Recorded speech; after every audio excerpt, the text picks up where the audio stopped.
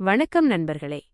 2026 பிப்ரவரி மாதம் கும்பராசி அவிட்டம் நட்சத்திரத்திற்கு ஒரு அதிரடியான மாற்றத்தை தரும் மாதமாக அமையப் போகிறது. செவ்வாயின் ஆதிக்கம் கொண்ட உங்களுக்கு இந்த மாதம் தைரியமும் தன்னம்பிக்கையும் பல மடங்கு உயரும். காணொளியை முழுமையாக பாருங்கள். தொடங்குவதற்கு முன்னால் ஒரு விருப்பக் குறியீட்டை இட்டுவிட்டு கருத்துப் பெட்டியில் வெற்றி நிச்சயம் என்று பதிவிடுங்கள்.